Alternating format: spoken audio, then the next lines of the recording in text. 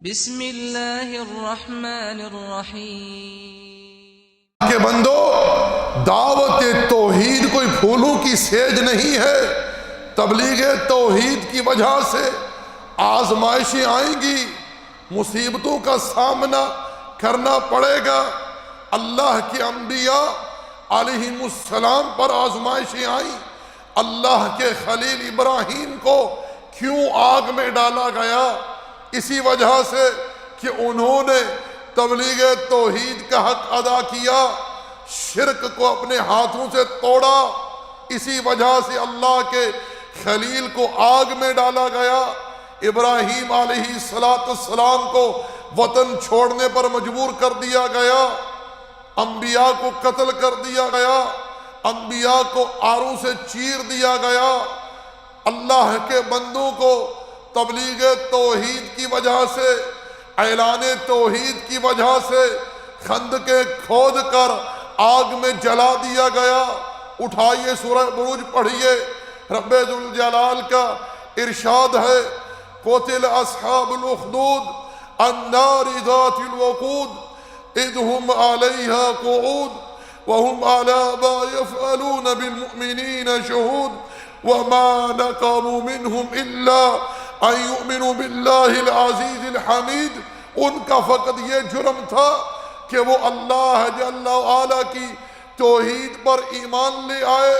اس بات کا انہوں نے اعلان کر دیا، اپنے قول اور فعل سے لوگوں کو دعوت دے ڈالی، اس وجہ سے انہیں آگ میں جلا دیا گیا، خندقیں کھود کر۔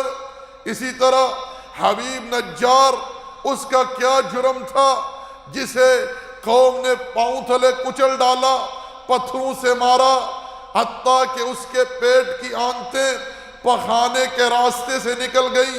ابن کثیر رحمہ اللہ عبداللہ ابن عباس رضی اللہ تعالی عنہما کے تعلق سے بیان کرتے ہیں، جب اس نے یہ کہا انی آمنت بربکم فاسمعون، سن لو کہ میں تمہارے رب پر ایمان لایا ہوں، قوم نے اسے اتنا مارا حتیٰ کہ اس کے پیٹ کی آنتیں پخانے کے راستے سے نکل گئیں۔ شہادت کے مرتبے پر فائز ہوا، رب ذوالجلال نے جنت میں استقبال کیا۔ قیل ادخل الجنہ قال یا لیت قومی یعلمون بما غفر لی ربی وجعلنی من المکرمین۔ اللہ اکبر۔ توحید کے لیے قربانی تو انسان دیتا ہے، لیکن جو رب ذوالجلال کی طرف سے اسے مقام و مرتبہ ملتا ہے، جو عزت ملتی ہے، جو شان ملتی ہے، اس کا پھر کیا کہنا۔ سنیے رب ذوالجلال کا قرآن ایک موحد کا مقام شان بیان کر رہا ہے۔ قیل ادخل الجنہ، اس کی روح کو حکم ہوا جنت میں داخل ہو جا۔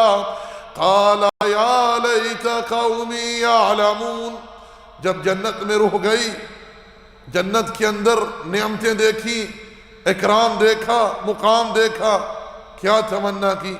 قال یا لیت قومی یعلمون، کاش میری اس قوم کو پتہ چل جاتا کہ اللہ تعالیٰ نے مجھے کیا مقام عطا کیا ہے۔ بما غفر لی ربی، میرے رب نے مجھے بخش دیا ہے، معاف کر دیا ہے۔ وجعلنی من المکرمین، اور مجھے عزت دار لوگوں میں شامل کیا ہے۔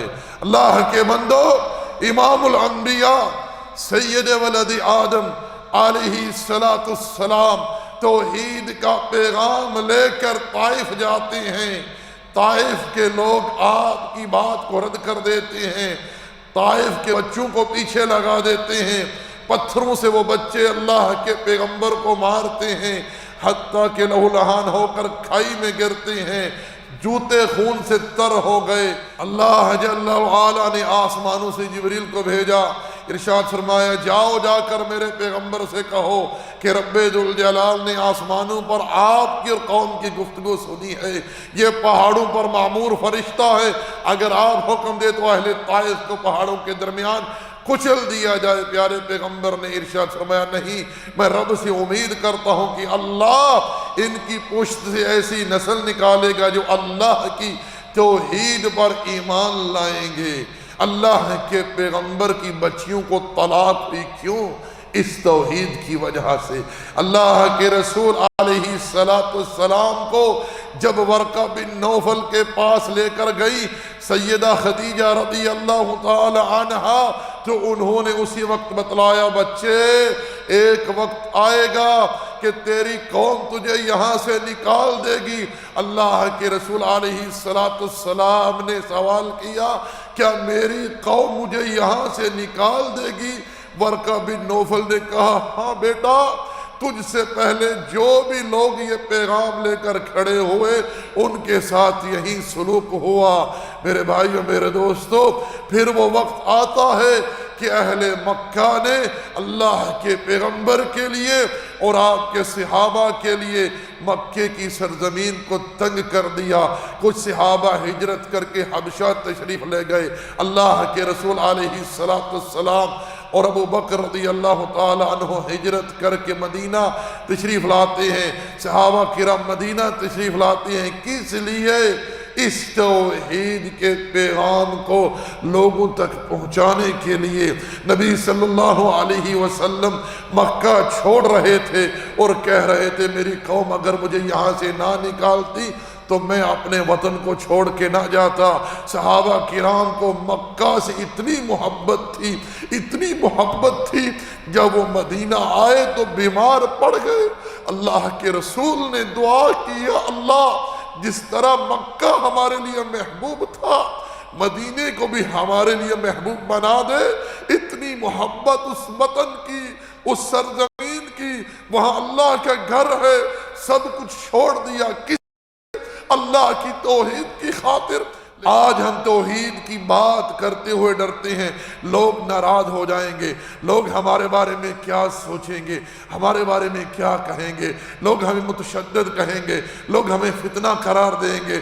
انا للہ و انا الیہ راجعون۔ اللہ کے بندو، جس نے بھی رب کی توحید کے پیغام کو لوگوں تک پہنچایا ہے، اسے آزمائشوں سے گزرنا پڑا ہے۔ اگر اللہ کی توحید کا پیغام کسی نے اخلاص کے ساتھ اللہ کے بندوں تک پہنچایا تو رب ذوالجلال نے اس انسان کے ذکر کو بلند بھی کیا اور باقی بھی رکھا۔ توحید کی تبلیغ کرنے والا پرندہ ہو یا انسان ہو، اللہ کے نزدیک اس کی بڑی شان اور بڑا مقام ہے جل وعلا کے ہاں۔